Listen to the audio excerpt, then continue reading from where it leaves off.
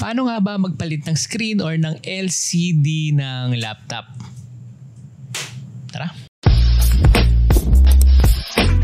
Bago tayo mag-start, itong tutorial na to ay magiging applicable sa majority ng mga laptop. Meron mang konting pagkakaiba pero yung idea or yung kabuuan, ganun pa rin. With that being said, umpisahan natin yung tutorial. Ano nga ba yung kakailanganin natin? Una, kailangan natin ng screwdriver. Yung screwdriver, pwedeng Phillips yan, katulad nito. Pwede ring Star. Nakadepende yung screwdriver na gagamitin mo. Siyempre, doon sa tornilyo na nakakabit sa laptop nyo. Kaya kailangan i-check nyo. Sumunod, kailangan natin ng pangkutkot. Pwede tayong bumili ng ganito, itong tweezer na to. Pwede rin naman ng metal pick. Maglalagay na lang ako ng link dyan sa description para mabili mo kung wala ka. Para mapalitan yung screen, syempre kinakailangan baklasin natin yung laptop. Kung hindi ka marunong magbaklas ng laptop, meron akong videong ginawa dyan na applicable sa kahit anong klaseng laptop na yan, na very detailed at para si newbie. I-check nyo lang yung description dyan sa baba or maglalagay ako ng YouTube card dyan para panoorin mo muna kung paano baklasin yung laptop. Assuming na napanood nyo na yung video or marunong kayo magbaklas ng mga laptop ninyo, tatanggalin na natin yung screen. Ang rule of thumb, kapag magre-repair ka, kahit anong gadget pa yan mo, pa laptop, console, cellphone, kahit ano pa yan, ang rule of thumb, bago ka mag-umpisa magbuting-ting, tatanggalin mo muna yung battery. Ito yung battery niya. Pag tinignan natin, may mga screw yan, tatanggalin lang natin yung screw. Okay, dahil natanggal na natin yung mga screw sa battery, hindi na siya nakafix, pwede nating tanggalin.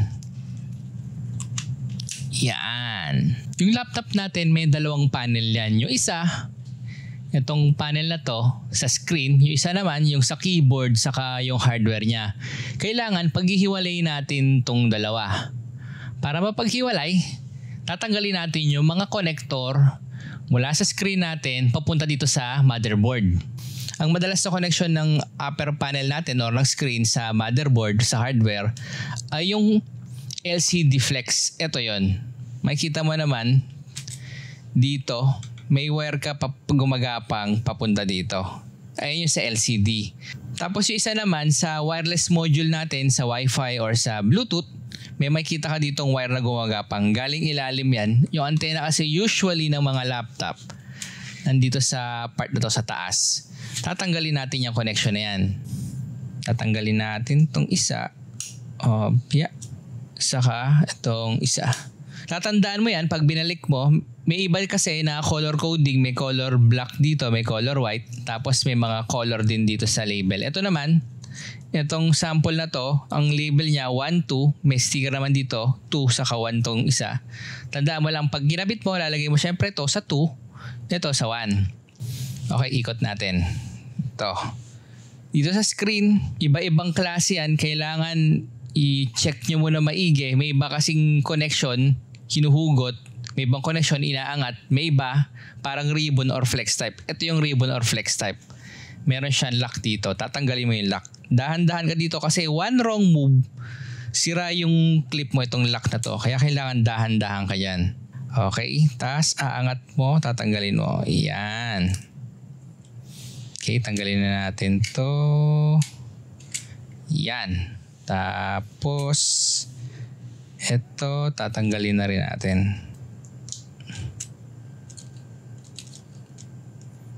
Ang next na tatanggalin natin, yung hinge or yung bisagra ng laptop natin. Ito yung bakal na to. Ito yung isa. Ito rin yung isa. Tatanggalin natin yan. Okay, sa kabila naman. Bago mo baklasin yan, i-double check mo ulit yung connection. Dito, okay na. Ito, wala naman. Tapos, may wire ito. Ito, mukhang saan ba to? Mukhang sa speaker to. Red, black wire. Ito, medyo nagdududa ako. Papansin nyo, may bakal dito sa ilalim.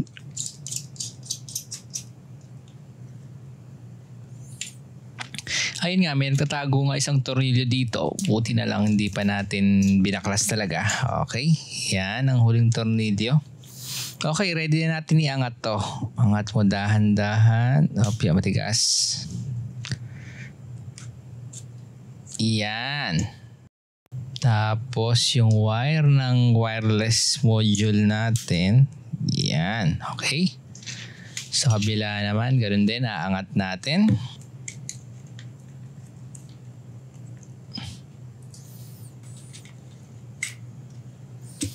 Okay. Angat natin to. Yeah. Yan. Okay, tanggal na. Ang next natin gagawin, tatanggalin natin yung bezel ng screen. Ito yung black na to. Itong nakaikot na to. May ibang laptop, naka-tornilyo somewhere dito or dito. May iba naman, katulad nito, naka-clip lang siya tapos may konting adhesive.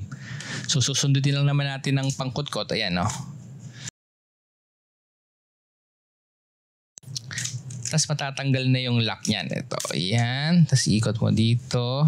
Papagapangin mo lang naman sa linya yung pangkutkot mo.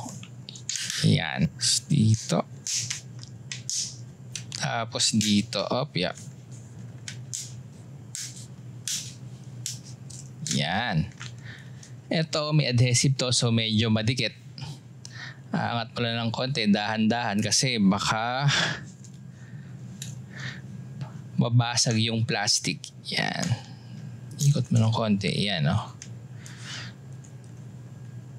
Ikot ng konti.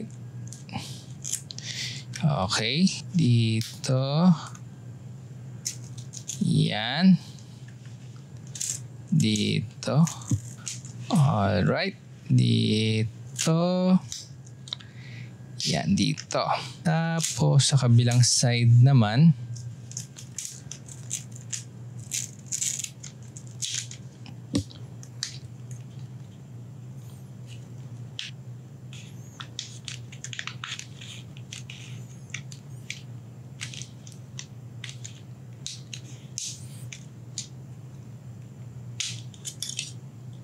yan. Tapos, ito na. Pag medyo matikas to, hindi pa nakikisama yung adhesive, nakadikit pa, huwag mong pipilitin kasi baka mabasag yung housing mo saka yung bezel. Gagawin natin, kukuha ka lang ng hair blower, tapos iinitin mo lang ng konti. Yan, testing natin kung lumambot na siya. Yan. Yan, medyo nakisama na siya, di ba? Lumambot na. So, aangat mo lang siya dito. Yeah. Dito rin. Yeah. Yeah. Yan. Yan. Pag umabot ka na sa puntong to, usually natatanggal mo na yung screen. May ibang screen na may bracket na kasama, kaya tatanggalin mo yung tornilyo katulad nito. Yan, tatanggalin mo yung mga tornilyo. Kaso ito medyo special to. Hindi talaga nakadikit yung bracket dito sa screen. Separate siya. Meron kang makikita ditong adhesive. Ayan, oh, itong black na yan. Mukhang adhesive siya na katulad sa battery ng mga iPhone na magic pull tab. Tatanggalin natin yan para matanggal yung dikit kasi nakadikit yung screen natin dito. Hihilahin lang natin to, tapos testing natin kung magic pull tab nga talaga siya.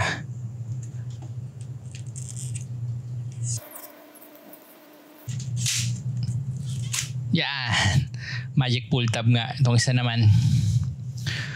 Okay, meron din ditong isa. Ugutin natin. Oh, may naiiwan. Hindi, matatanggal natin yan. Okay, natanggal na natin yung adhesive niya. Maangat na ba natin? Yep, maangat na natin. Hop.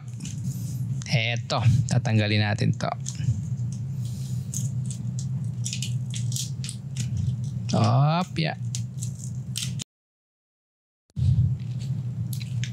Tatanggalin din natin to na connect na to. Eto, may connection, di ba?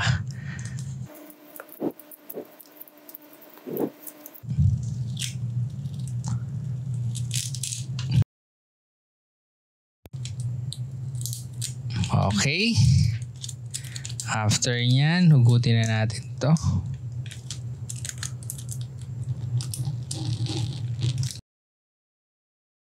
At na-disconnect na natin yung screen. Papalitan na natin ng bago.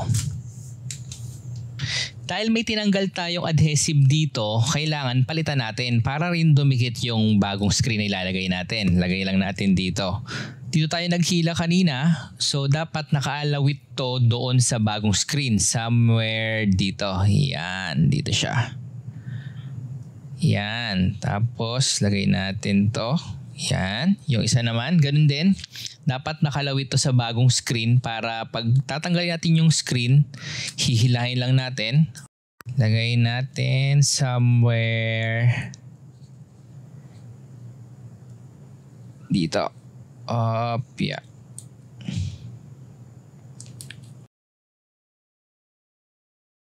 Tapos tanggalin na natin yung ibabaw ng adhesive. Yeah. Yan. Okay. Sa kabila rin, ganon. Right, ito na. Bago natin ilapat yung screen, connect lang natin tong connector na to. I-slide lang natin to papasok. Tapos kakabit natin to dito. Ito optional lang naman to. Lalagyan ko lang ng tape para hindi basta-basta mahuhugot. Okay, dahan-dahan. Madaling mabasag ang screen. Kabitan natin.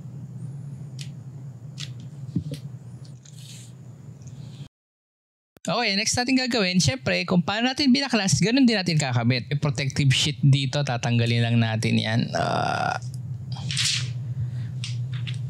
Wow, sobrang satisfying yan ah.